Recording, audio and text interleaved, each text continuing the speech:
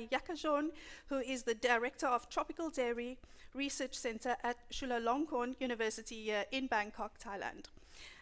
Secondly, we also have Ad van Velden, who is a dairy farmer based in the Netherlands and also the President of Global Dairy Farmers. We also have a third speaker, and finally, he's not here yet, he will be joining us later, Dr. Monchai Dwangjinda, who is the Vice President for Research and Graduate Studies at the Department of Animal Science at Khon Kaen University.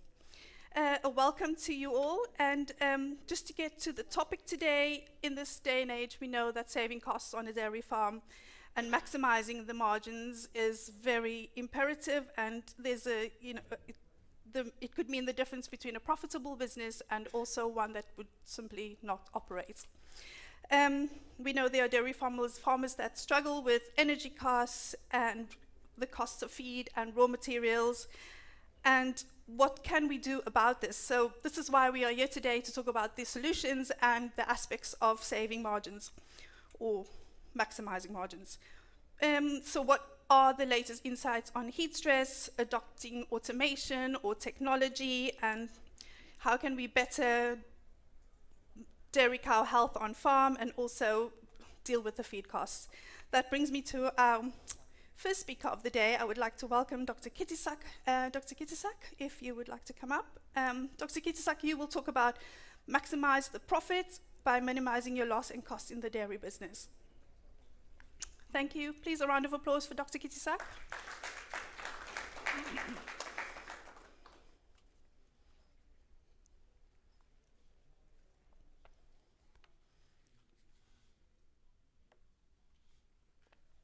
Good morning. Sorry, krap.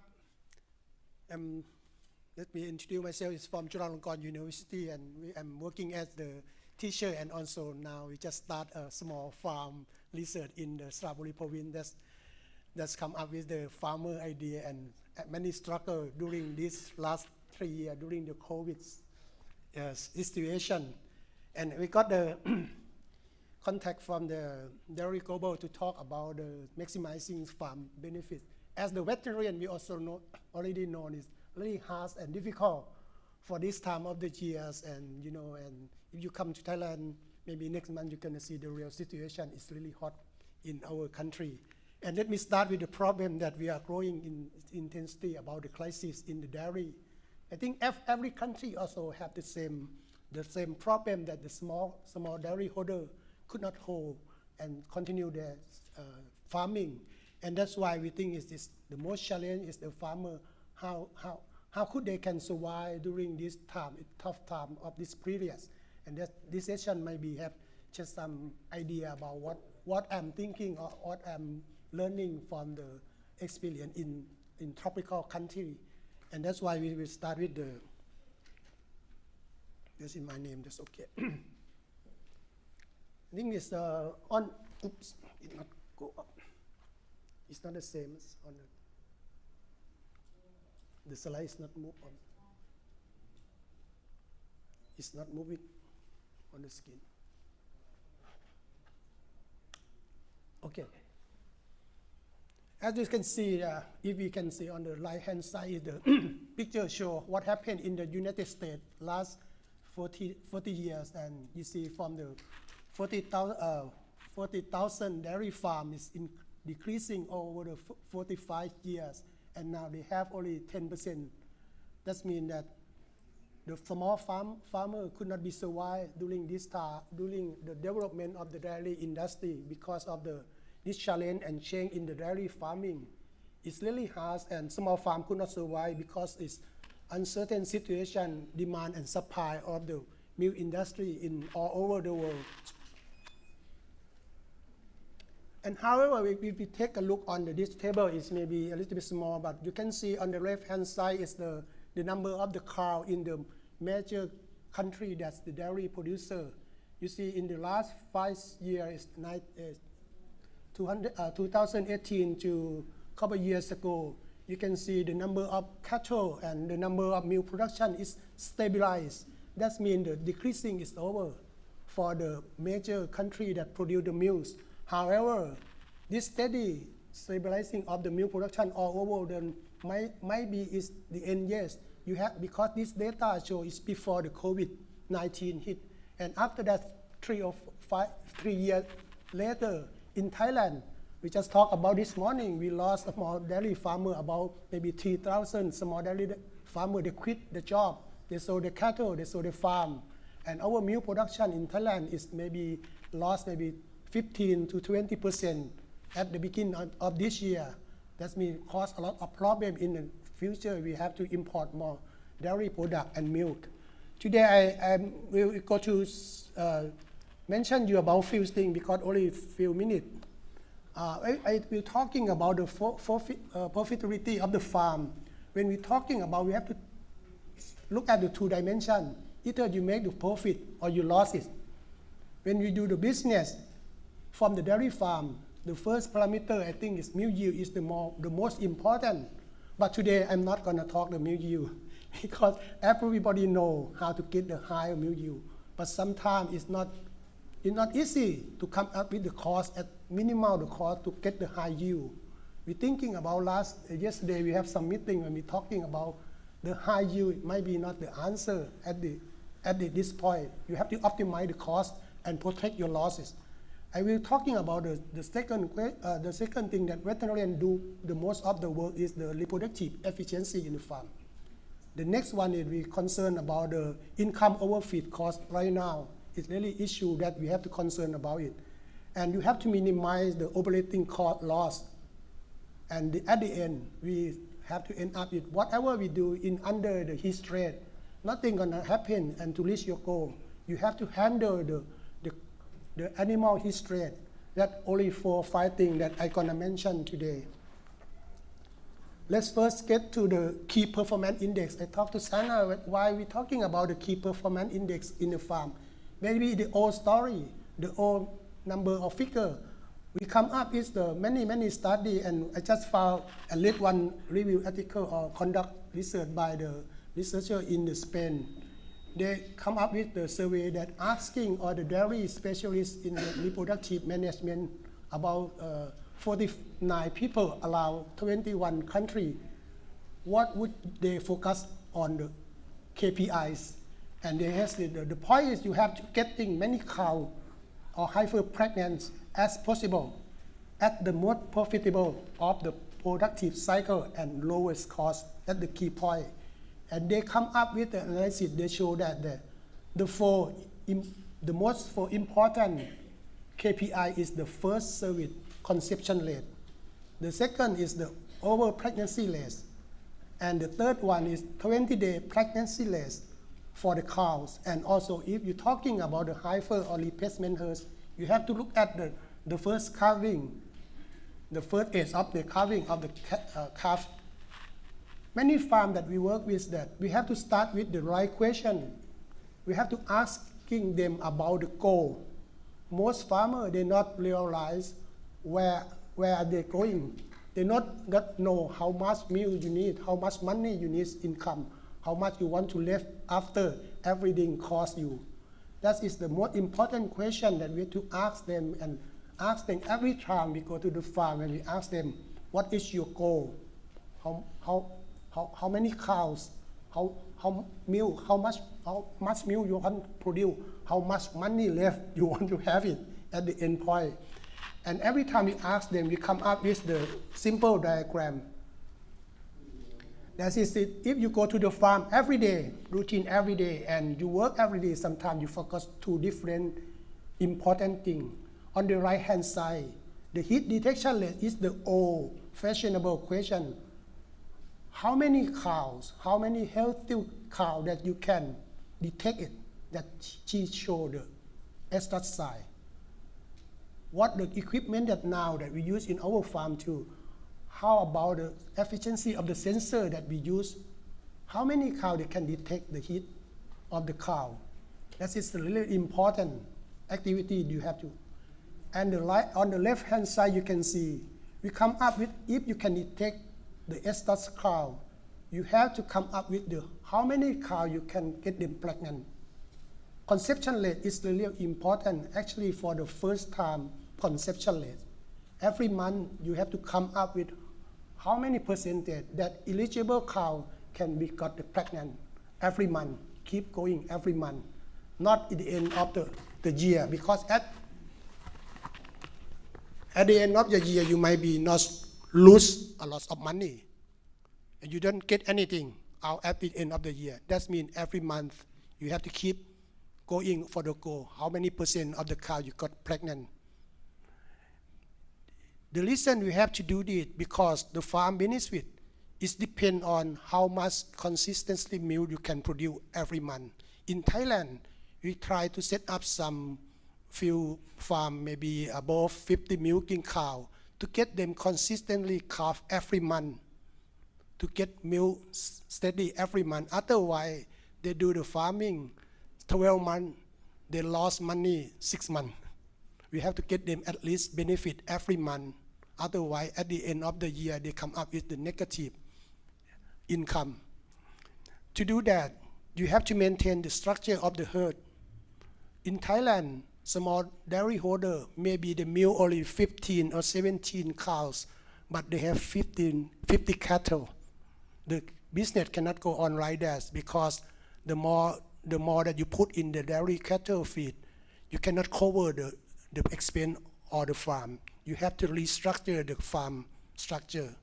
And we come up with the visit. Every time we visit, we have to think about the conception rate, milk production, and structure of the herd.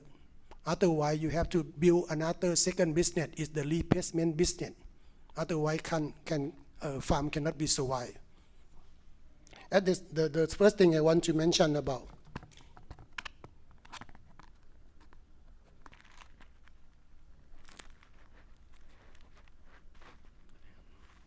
The second metric that we try to focus in our country and in our farm, we try to come up with the real income over feed cost, because as you know, a few years from 3 years ago and after the war, maybe everything is going up and we don't have enough material for the feed ingredient, we don't have the same price of the energy, and now milk income is really difficult to cover the farm operation. That's why we have to come up with the feed cost per lactating cow. How much money we put in every kilogram of milk that we produce is really critical. When we compare farmer to farmer, and we can see this farm may be the higher milk yield, but at the end of the day, they don't gain any money.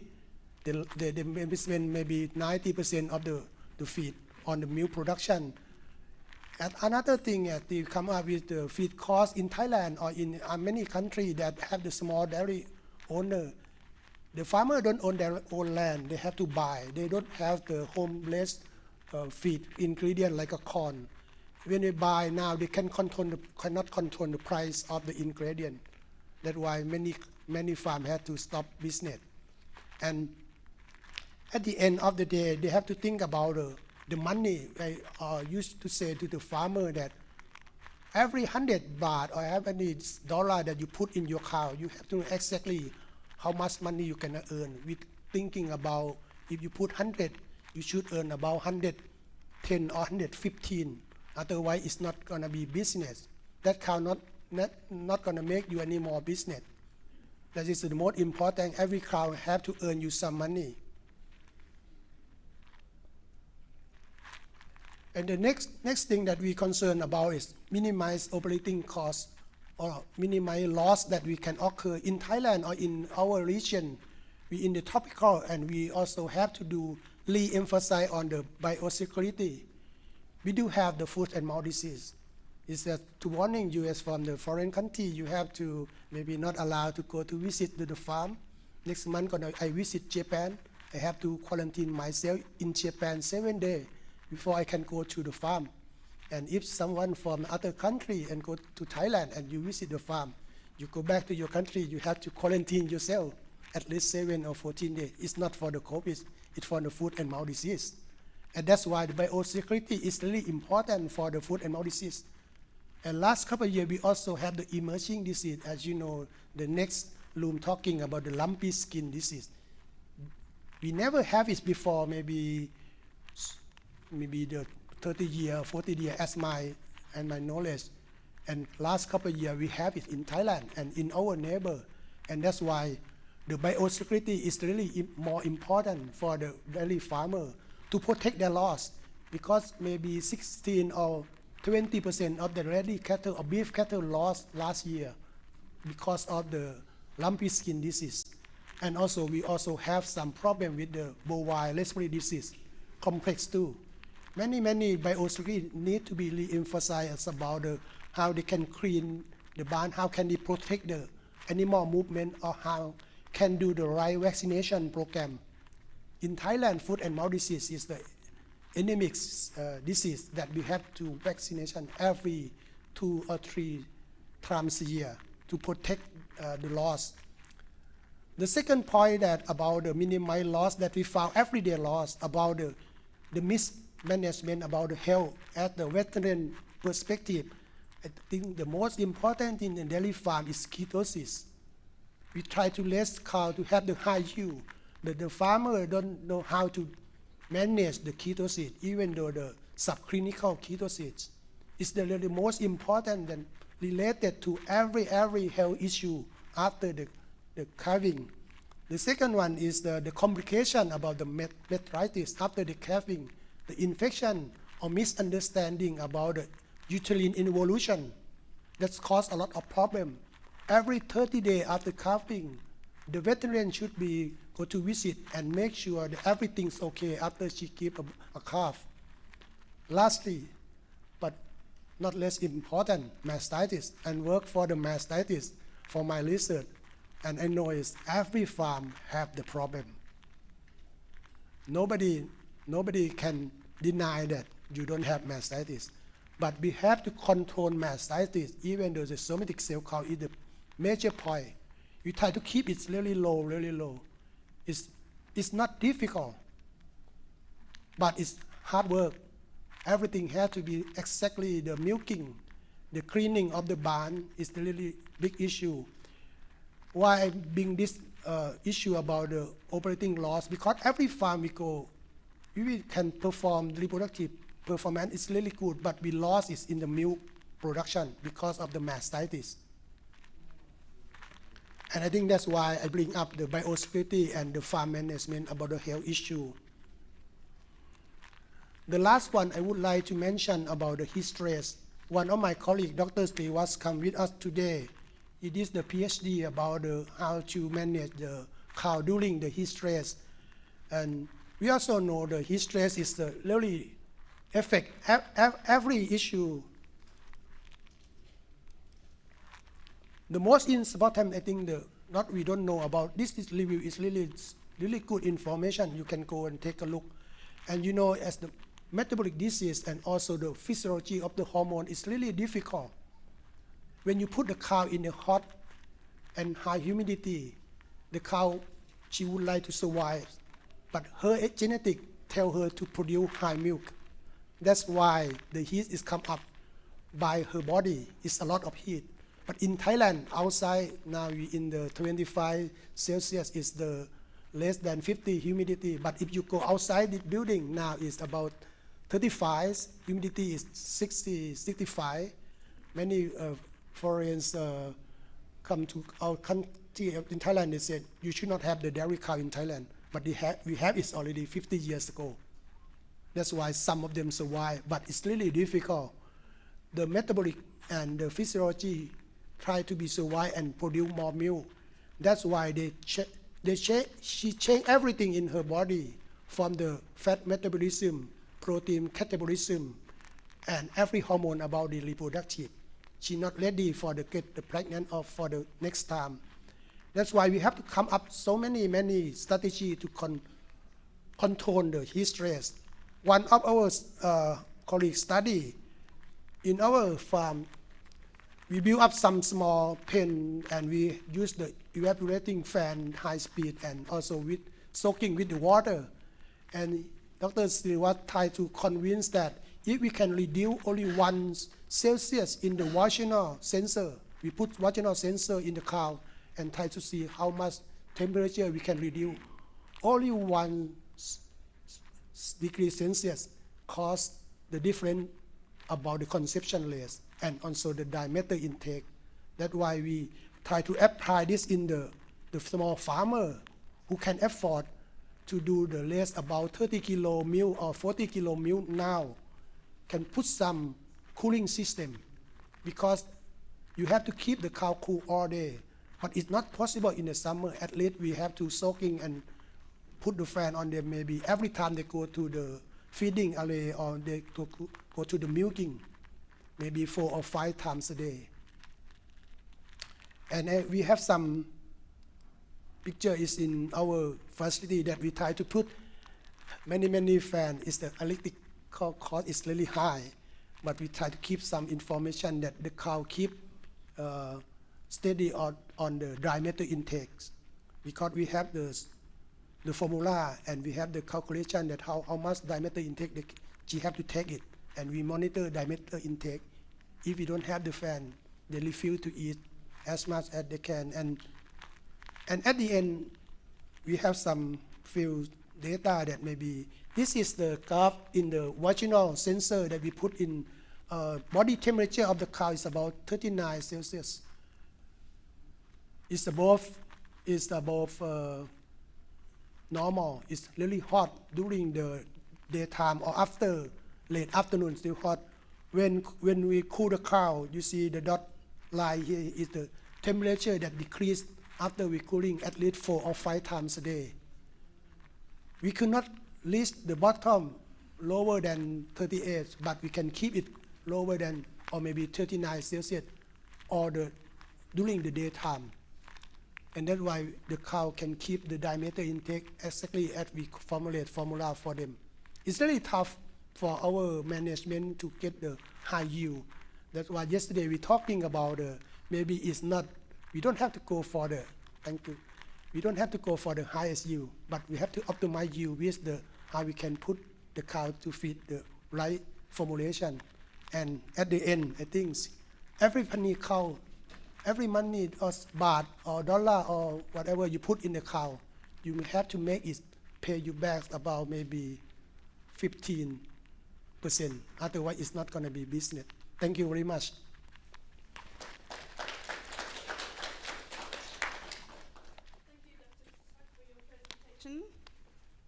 I would like to ask the audience if you have any questions for Dr. Kitisak. Please, if you have something to ask.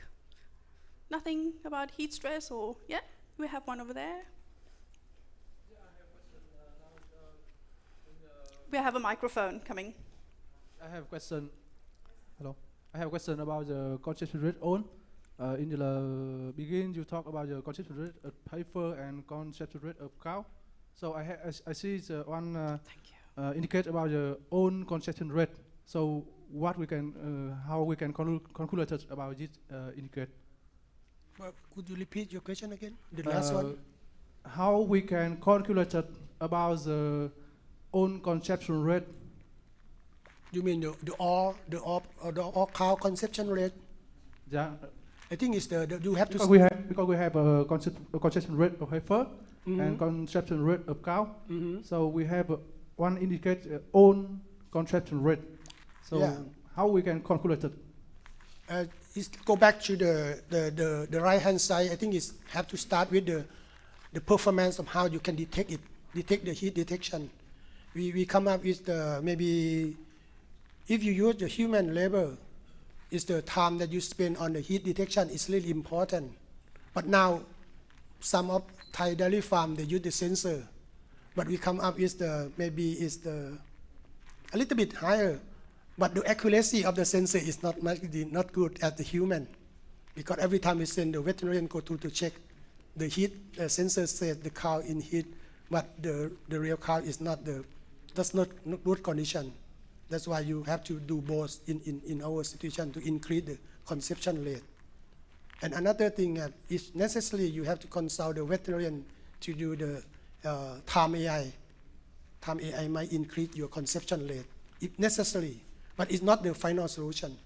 If you can do conventional heat detection with the human labor, or you can do some sensor detection, we have to come up at least 50% or 60% heat detection, at least. at least to start to increase the conception rate. Otherwise, you have to go back and examine the cow, what is the problem. Because in our farm situation, we have veterinarian to take a look. If every cow is eligible, our farmer or our sensor should detect it, right? But if animal is not ready, veterinarian have to do something about it. Yeah. I hope it's answer your question. Thank you. Is there anybody else? Please. Oh, we have.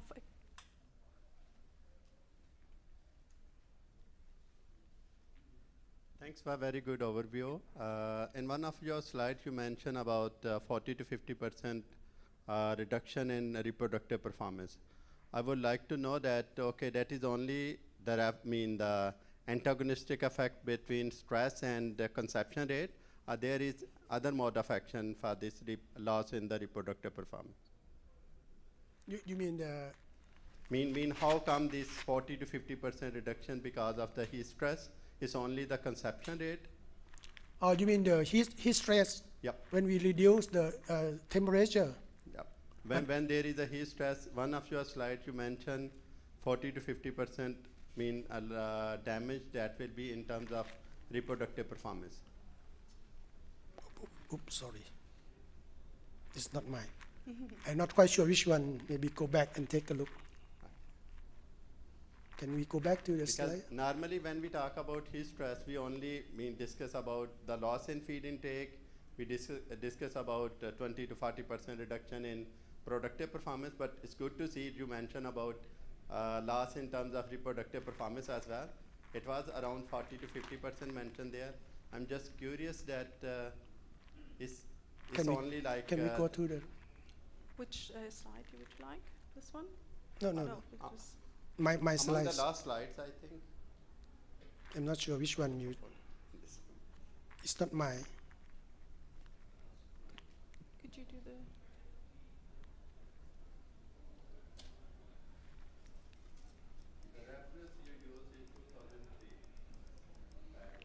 This one? No? This one? Oh yeah, this one is from the article. Yeah, because it's the I think it's the review article that they call the effects. The reduce. This is the effects of the heat stress, and then it reduce as the performance is it may include the heat detection and also the conception rate, because the heat stress animal cannot eat at the right diameter intakes, and also some hormonal change that they can ready to perform conception of the after artificial insemination. After you cooling, Dr. Siliwat showed after you cooling 1 Celsius degree in vaginal temperature, everything start to get close to the goal of the conception rate.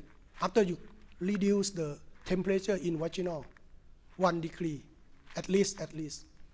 Yeah. This is not only related with temperature stress, it's also related with nutritional deficiency. Yeah, also. Thank you very much.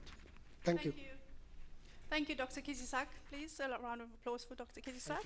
Thank you. I would like to introduce our next speaker, who is Ad van Velde, dairy farmer in the Netherlands and also president of Global Dairy Farmers.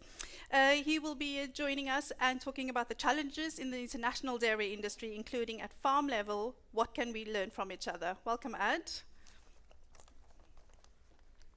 Please, a round of applause for Ad van Velde.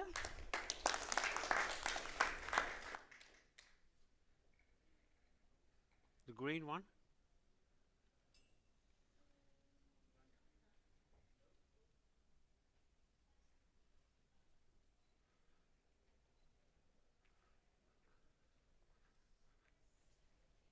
Which one? Yeah. Good morning, everybody.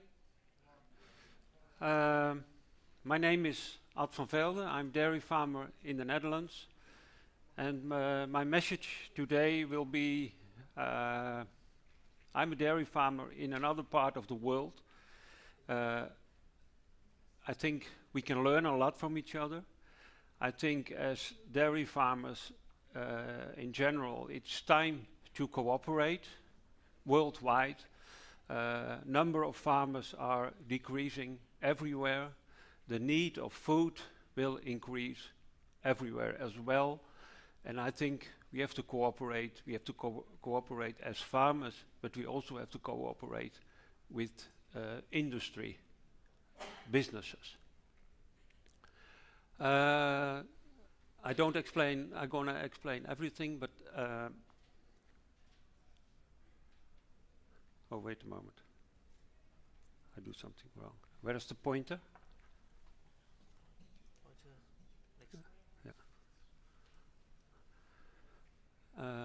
This is my family. In the middle is my wife. This is my youngest son, and this is our oldest son. And I like to. That's very important for my life, for my farmer. Peter, our youngest son, he will take over the farm in the future. This is the name of our farm, the Global Dairy Farmers. This is not that important. What I already mentioned, I'm a farmer for many generations, and I think it's very important as farmers to look what's happening in the world about feeding the world and so on and so on. This is the main question. We are farming in the Netherlands, and we are the second exporter of agriculture in the world after the US and before Brazil. There is what's happening here around, especially in Southeast Asia. I experienced it yesterday as well. If you walking in a city like this, it's totally different what is happening in Europe. And so all the people, they want quality food, and they want sustainable produced food, and so on and so on. But the main question is, how are we going to produce that, and where do we going to produce it, and who will produce that food in 2050 and earlier and later? The question is, we need 50% more food in 2015, and it doesn't matter if it's organic or it's plant-based or it is 45% or 40 or 55, doesn't matter, we need more food. And the main topics, if we talk about dairy, what will be the trends in consumption? Will there be new products as well? And what I already mentioned, population growth, and who gonna produce the dairy? Do we do that in North America? Do we do in Europe, or can we improve the production in Southeast Asia? Then we have some other topics: climate change and sustainability, especially in Europe, especially in Western Europe. We have a lot of discussion about sustainability, all kinds of topics, how we manage that as farmers, and so on and so on. I will come back later on it. And what's very important, what are new innovations, what are new technologies in dairy production? Now I show you some slides. It's a bit to give you a view what's happening in the world. I will do that, some slides after each other, and then later on in my presentation I will more focus on our farm as well. In this slide you see, maybe for you a bit common, but for me as Dutchman, as we living in a very tiny country, if I show this slide, here you have an overview about populations. You can feel where the people live. I always love this slide. This is another very important one. It is about the ages. I did a couple of years ago, I did a project in Ethiopia, and it were all young people. And they go to university and they drink cappuccino and they eat pizzas. But it is so young, it's unbelievable for us. And you can see here, average age in Africa is 18 years. So they will grow up and they get children and so on and so on. It's very important, even for me as a farmer or for farmers in general, how are we going to manage that? It makes me a bit nervous as well, but yeah, how are we going to manage that? And this is a slide of FAO about consumption growth, and what I already said in the opening, it doesn't matter if consumption grows with 20% or 40%, it doesn't matter. Yeah, we need more food and we need more dairy as well. This is a movie, short movie. After this one I have a slide of the strategy of Nestlé. And this is a movie from DSM. It's a Dutch company. They are very innovative about sustainability, how we produce food, how we produce animal protein, and so on, and so on, and so on. I really like this one. I can push it? Then and they give always a picture of where we are here now in Bangkok.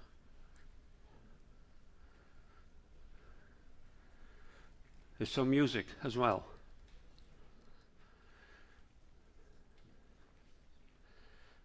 The message and what on poultry, aqua, and on a modern way, and that is what I really like as a farmer. They want to cooperate with us, and I think it's very important to cooperate on a way like this. No music?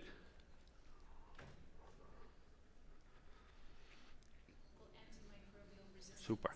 Reducing our reliance on marine resources, improving the quality of meat, milk, fish, and eggs, while reducing. And what I also always said, consumer, the market, the consumer has always right. But like a feed company, a food company like this one, and the companies like Nestlé. When? Are you ready? We make it possible. You like it? This is a strategy of Nestlé, number one food company in the world. And if they go the sustainable way as well. So maybe it's a little more less relevant in Southeast Asia, but in our area it's very relevant to find a sustainable way for producing milk. But if companies like Nestlé, they want to go that way, so I don't say we have to follow, yeah, but maybe we have to follow as well, or find a solution as well.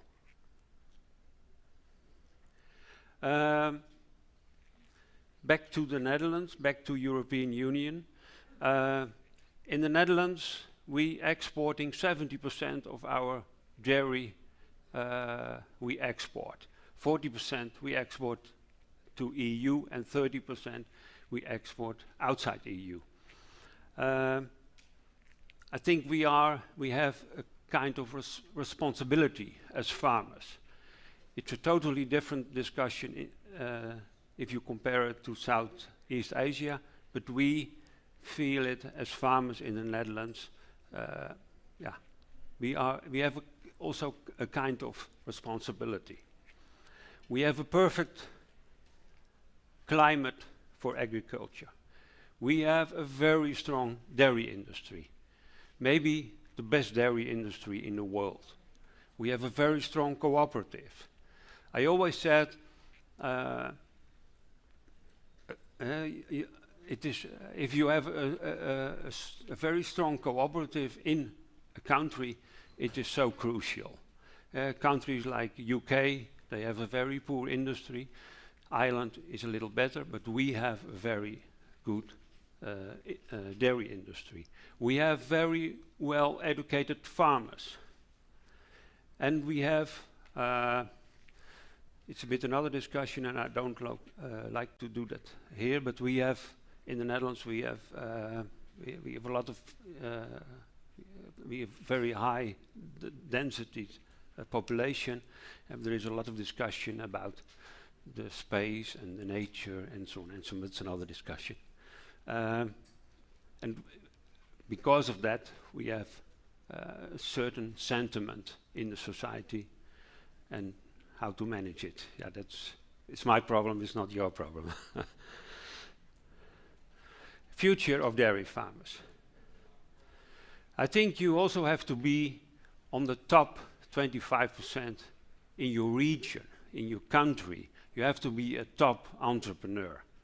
And if you have, if you are successful, if you make money, if you make profit, you have the capacities to do a transition to another way of farmer or a different way of farmer. You need top technical results. Everything has to be perfect. If you have a restaurant somewhere, you have to have a top restaurant, and it's the same with farmers. And that was 20 years ago, that was 40 years ago, and it will be in the future as well. You have to belong to the top.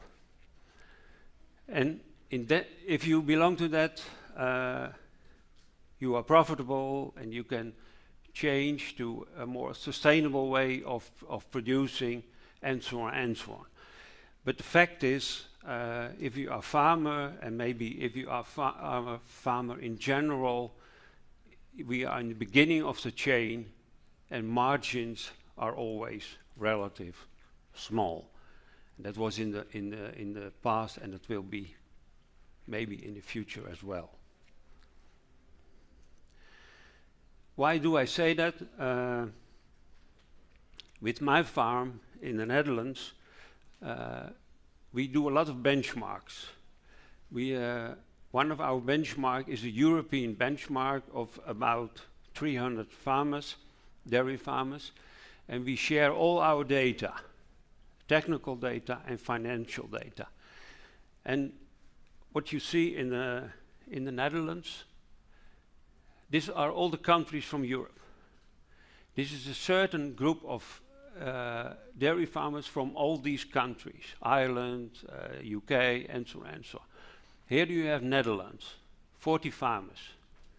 And what you see here, there are farmers that have a break-even of 25 euro cents per kg of milk, but there are also farmers that have a break-even a double as much, 50 cents. And what I want to say to it, don't keep all the numbers in your mind, but what I want to say is there is always difference between successful farmers and less successful farmers. And that's very important.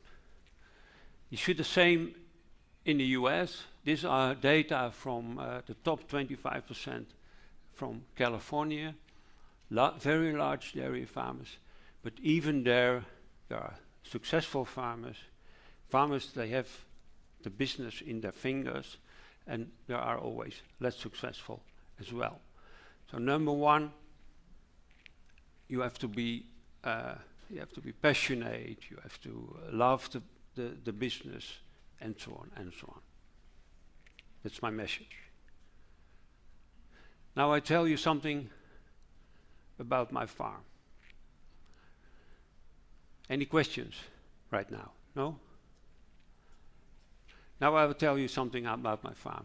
We're farming in the northern part of the Netherlands. It's only 5 kilometers from the sea. Before I forget, if you ever been in the Netherlands, you're welcome. Contact me, and I will arrange a visit, drink a coffee, have a dinner, anywhere. Always welcome.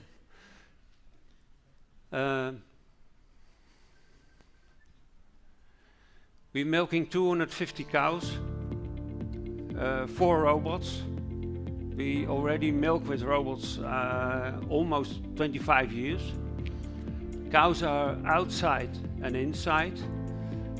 In the summer, we're feeding fresh grass, but we graze the cows, but also fresh grass as well.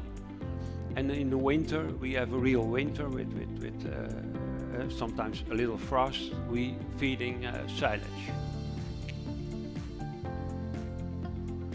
It is clay, it's loamy clay. We're living in a region with crop farmers as well. So we exchange land with crop farmers.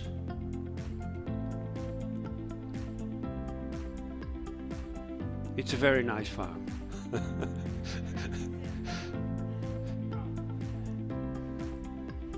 Cows are producing 11,000 herd average, high percentages.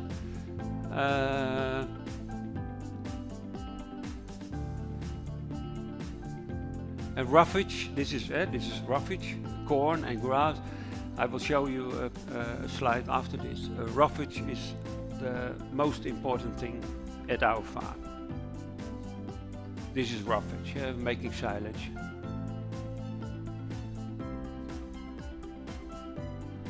It's all flat, the land is all flat, and we have ditches and canals and a whole system to take the water out of the land.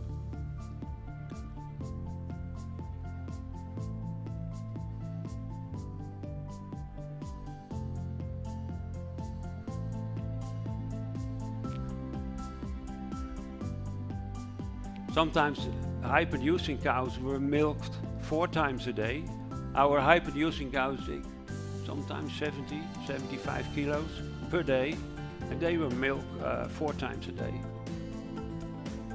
And then they would get pregnant and they go to another group, and then they were milked less, 2.5 or 2 times. Dry manure as bedding.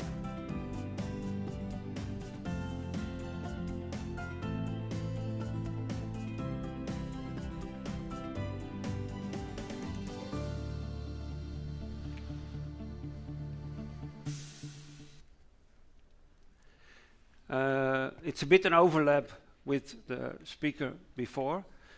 There are 3 things at our farm are very important. Is fertility, young stock, and roughage.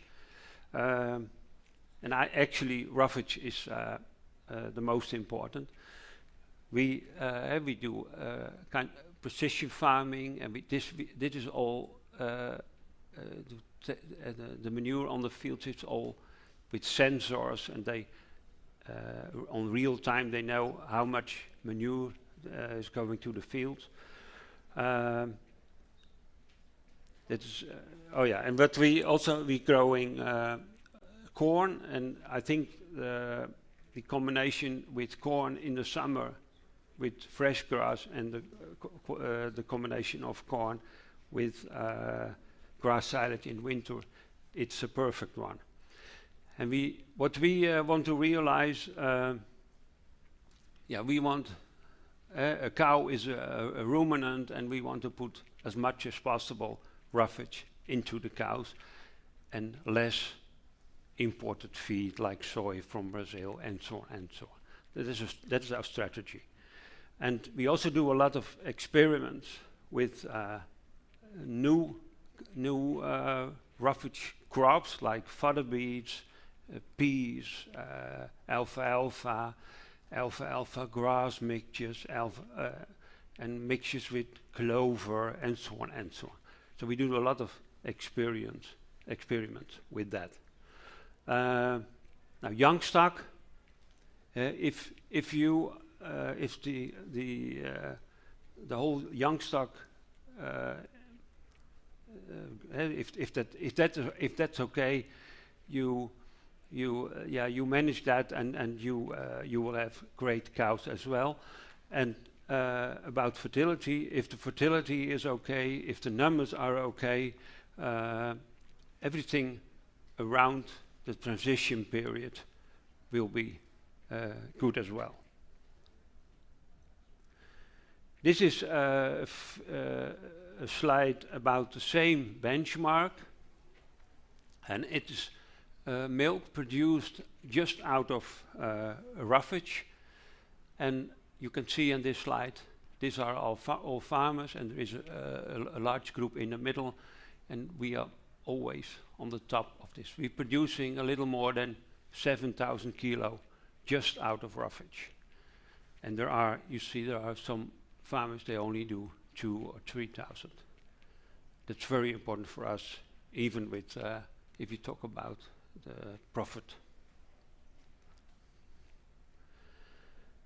Now, what we, this is future, for the short term, we do crossbreeding. We have, we using Holsteins, but we also use other breeds to get a stronger cow.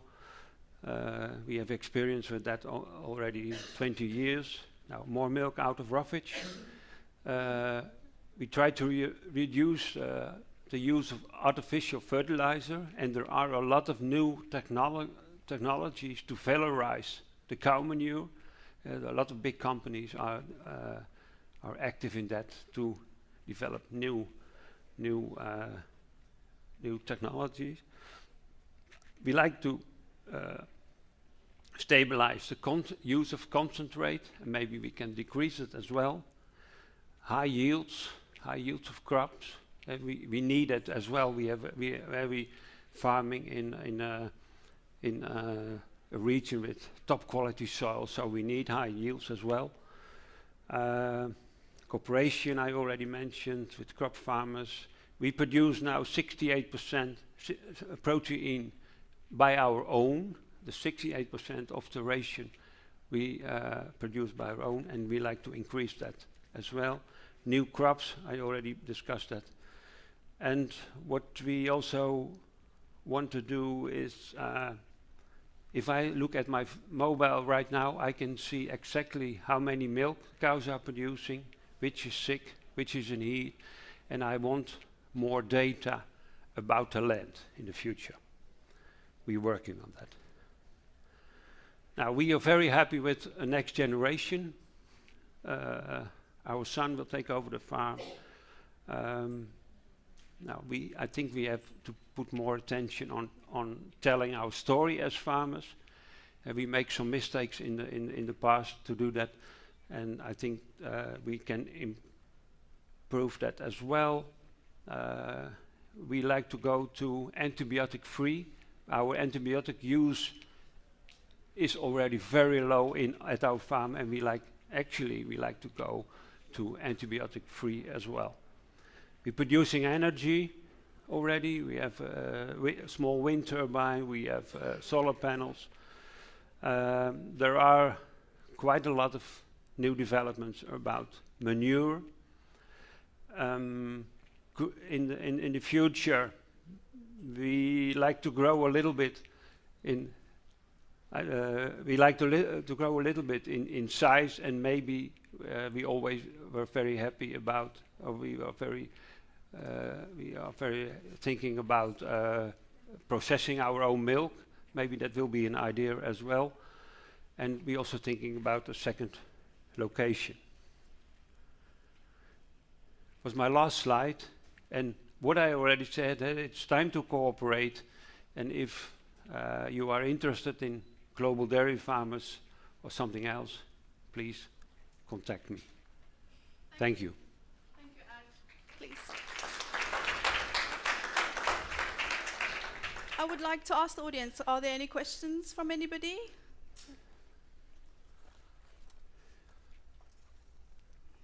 Thank you very much for sharing your farm management practices and the future targets.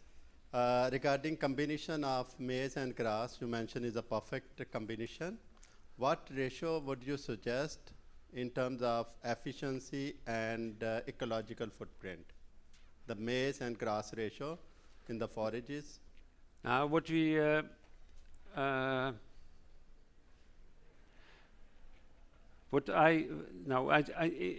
when we in the summer we're feeding fresh grass. You see on the pictures, cows are grazing and we're feeding fresh grass in the fields, from the fields in the barn.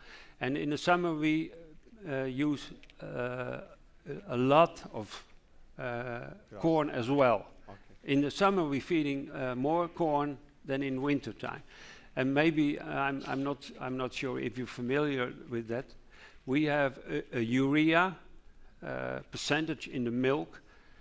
You can check the ration, how efficient it will be for protein, and we go to urea percentages in the summer, sometimes 13, 14, and that's extremely low. But that means that all the protein what you put in the cow, it is used for milk, and it's not disappear in the manure. You understand that? Yep. Yeah. I understand. Yeah. It's answer on your question. Yeah, just on the applied side, mean what ratio would you suggest to the farmer? Because on the research side, we see, okay, this is, of course, is a perfect combination as mentioned by you, but like 50-50 ratio will be good in terms of production and sustainability, or maybe 60% grass and 40% maize, something like that. Yeah. But what we in the Netherlands, if you have sustainability, it's a big issue. But they now farmers who are very efficient with protein and so on, they get the premium. That will be the idea as well. You understand? Yeah. If you do a sustainable job and you can show it, you get the premium. Yeah. Thank you. I think we have time for one last question. Thank you for a great presentation. My name is Knut Ingolf Dragset and I'm representing Geno Global. We're breeding the Norwegian red dairy cow. And I want to ask you, what are your thoughts about, or what are you looking for when you choose genetics for your farm? And what are your thoughts about crossbreeding as a concept? Thank you. Good question. Yeah, I do crossbreeding, and my ideal cow, it's a bit technical as well, but my ideal cow is 65% Holstein, and I use a lot of American genetics, and 25% Fleckvieh. I use a lot of Fleckvieh as a second breed, Austria, Germany, and I do some other breeds as well, Jersey, Brown Swiss. And why another comment on why I'm crossbreeding, beef prices.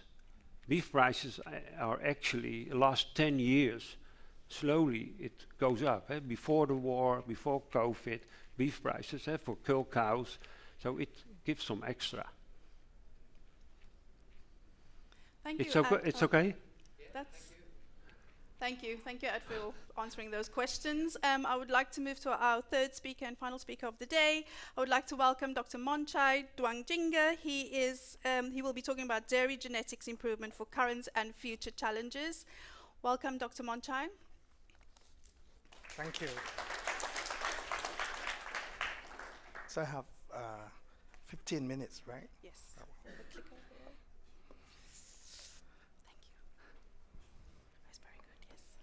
Thank you very much. First of all, thank you for the Dairy Global to invite me to share some experience that while we wait the slide. For dairy production, that we need genetics, nutrition and feeding, and then management. Now when I teach the students, we need to plus marketing and business model. Don't just teach with the old style, never work. We have to think about the marketing or business model. For genetics, sometimes you think it's too far for touching. I try to explain my work, my research work, and we already implement on something, at least in Thailand. Okay.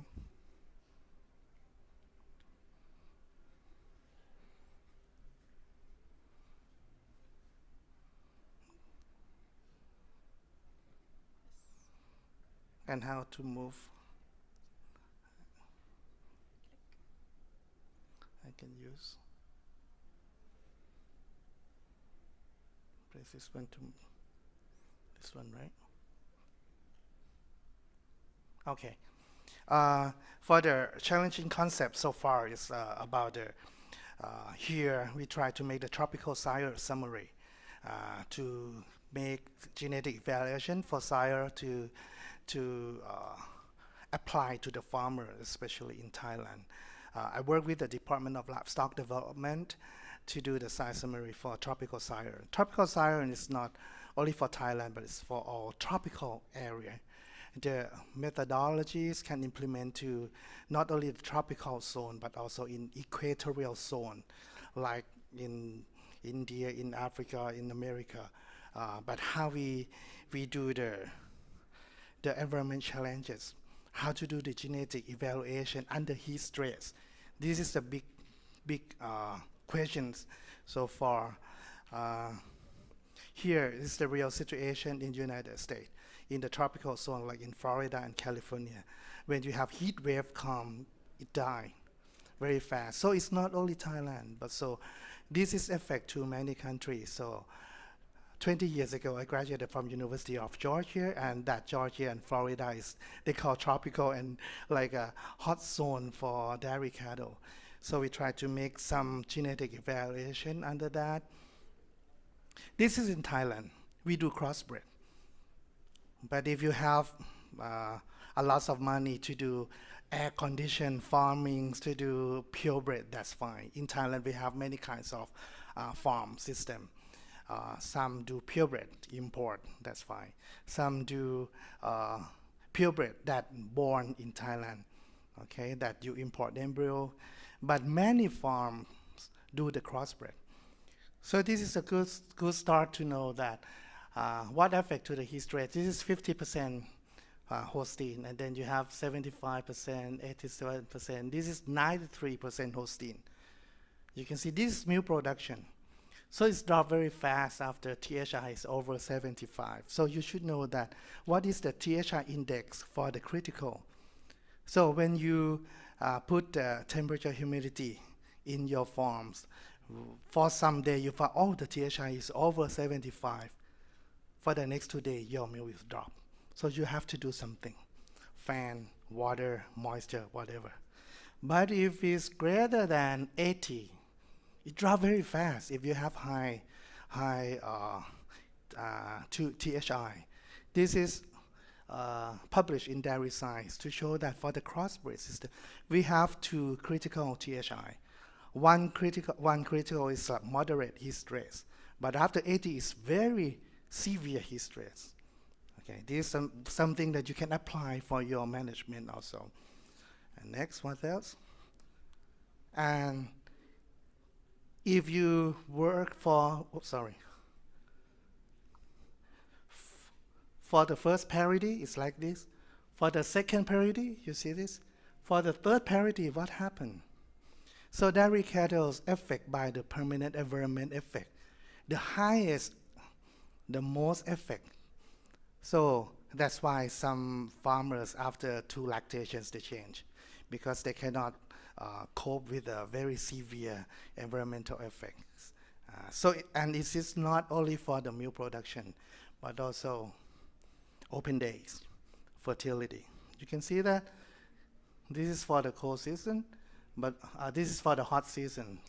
For the over the 90% of Holstein, okay, you can see that heat stress is very high, and sometimes open days more than 100 and maybe more than 6 months for the days open, something like this.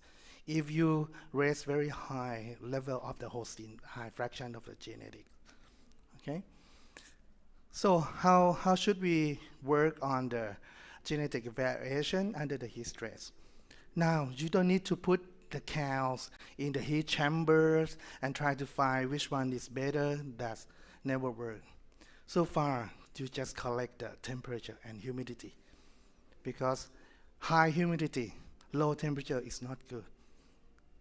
Low humidity, high temperature is not good. So now we found that it's going to be the THI is a temperature humidity index.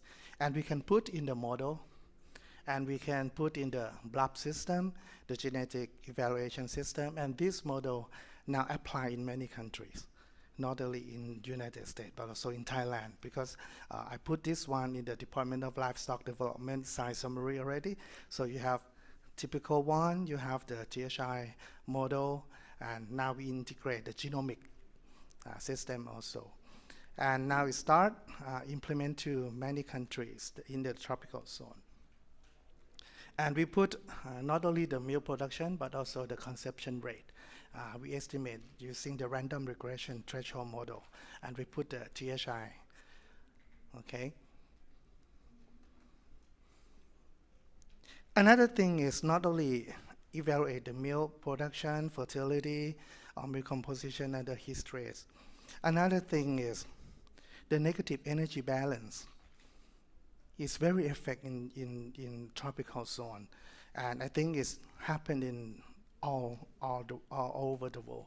How we cope with the negative energy balance, how we make the sow or cows that tolerate to the negative energy balance.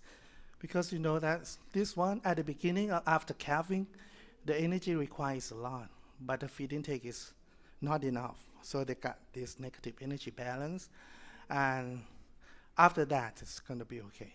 But if you let the cows have this problem, okay, the following problems become a lot, like prolonged days open, fertility, milk production, many things. So we try to do the genetic evaluation that tolerate to this one.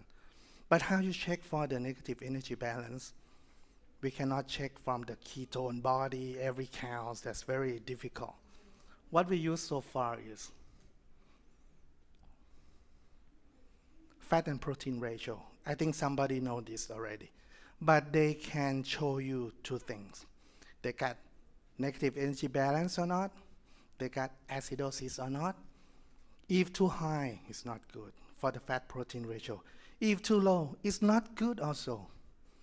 Okay, if too high, that means you got very high negative energy balance. If too low, that means you have too much acidosis in your form. So we have to make genetic selection in between. You need geneticists to consult you and how to work on that. But every day, you can check that what happened in your farm and what happened in your cow, especially when you use the robot system that will show you the fat protein ratio very easy.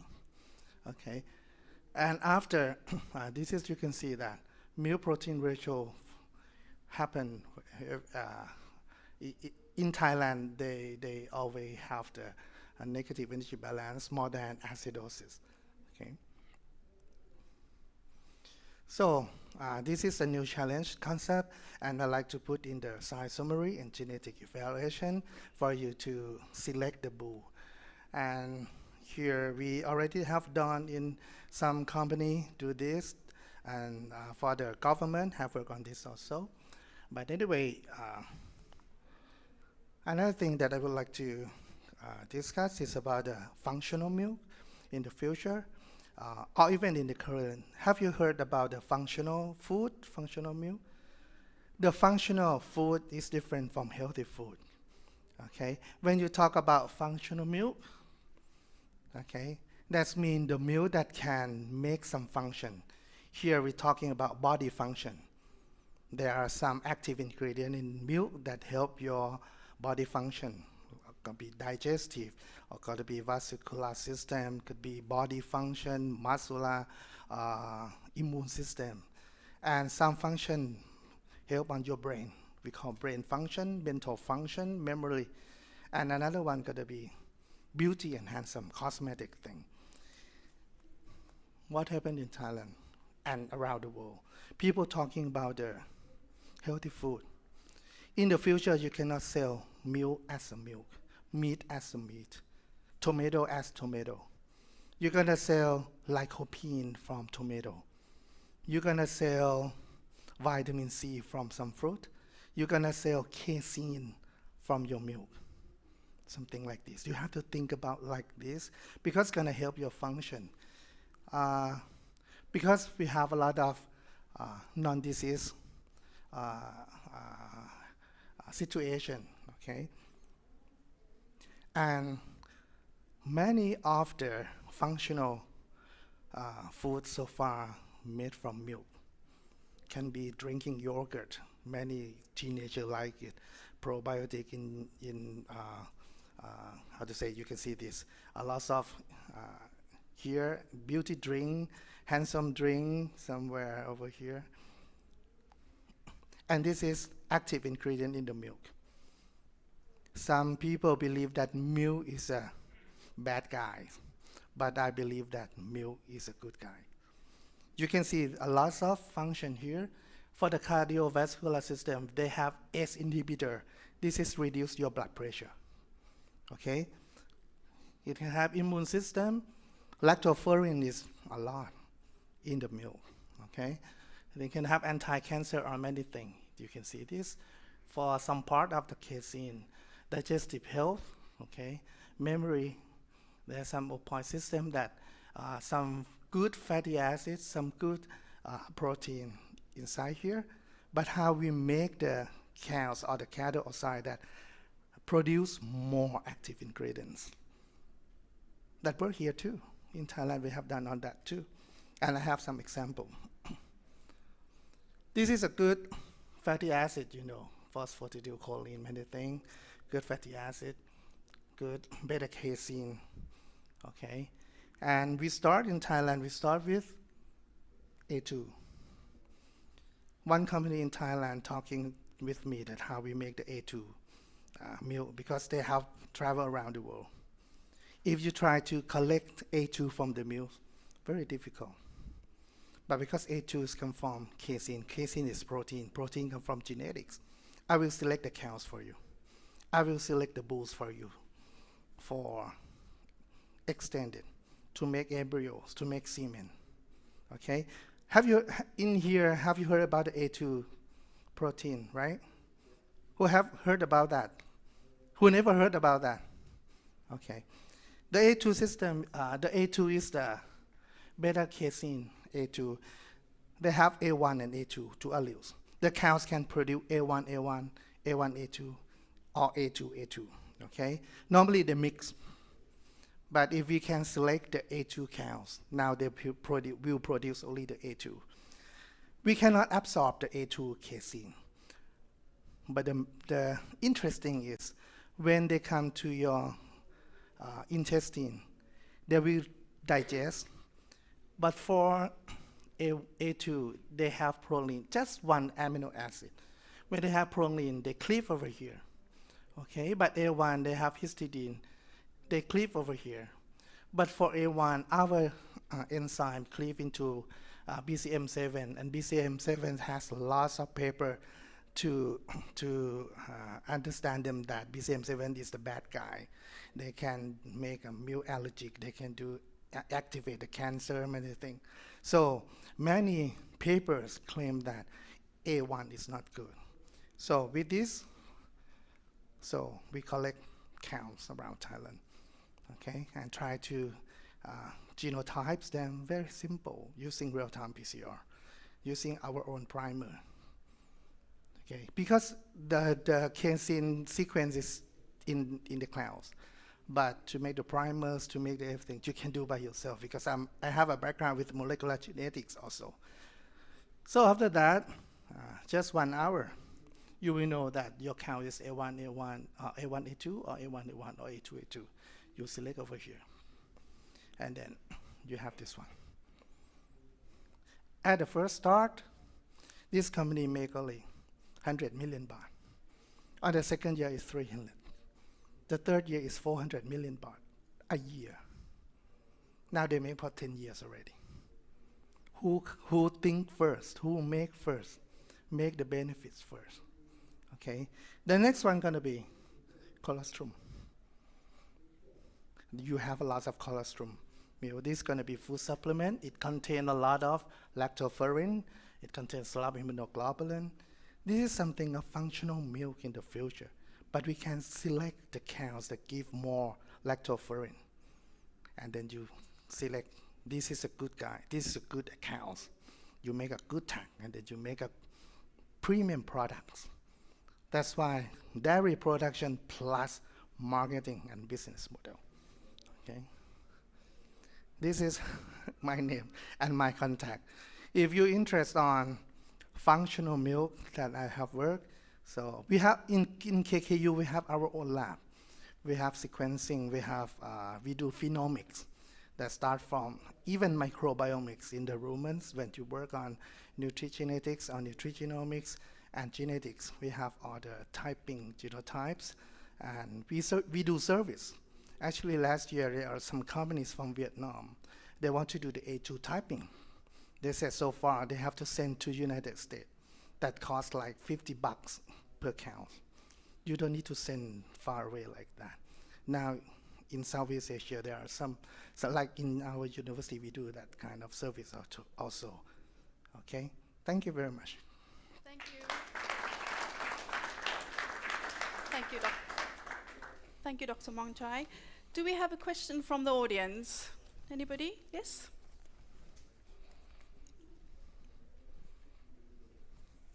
Thank you for your presentation. One question regarding the product. Is it pasteurized or UHT, or can you tell something more about the A2? We have both. Actually, for this one is pasteurized, and we also have UHT. Okay on time? Okay, the company do both. Huh? And in the future, we're gonna make the milk tablet for the children also. A2 plus means they do the lactose-free also. Okay, so it's an A2 with the lactose-free, so it's good for aging people, for old people, and for children. Okay. Thank you. Do we have one last question from the audience? Anybody? No. I have a question for you, Dr. Mongchai. You spoke about heat tolerance in Thailand, of course, and yeah, could you tell something about heat tolerance in other countries and how important this is? Yeah, that I told you that the heat tolerance will affect for the country, not only the tropical country, but also equatorial country also. And now they use the typical one, like use the crossbreeding. And you know, if you select the wrong choice, it will drop your milk. Okay, or even you try to make heat tolerance cattle cross with the Holstein or high milk. With 50%, you got more heat tolerance, but milk going to drop also. So that's why you have to do the business model. For some farmers, you do robust cattle. But for some farmers that have, money power, you can use precision farming. You can do evaporative cooling system. There's a lot more in terms of smart technology. Yeah. But gonna input a lot of, money. Yeah. But to do the genetic is more sustainable. Okay, because we do genetic evaluation under heat stress. So this is good, even the THR index not over than 80 or something like this. All right. Yeah. Thank you, Dr. Mongchai. We have reached the end of our seminar today. Thank you to all the speakers. I would like to thank them. And to you, the audience, for watching. And I would also like to thank our online speakers who have joined us today. Just a quick mention, we do have some other seminars happening. Our sister title, Pig Progress, will host a seminar on antibiotic reduction and as well as gut health on Thursday, tomorrow. Poultry World will also hold a seminar on gut health tomorrow. So if you are interested in those, please feel free to go to those. I think we have some bags at the end. Please grab one. Thank you, everybody, and until next time.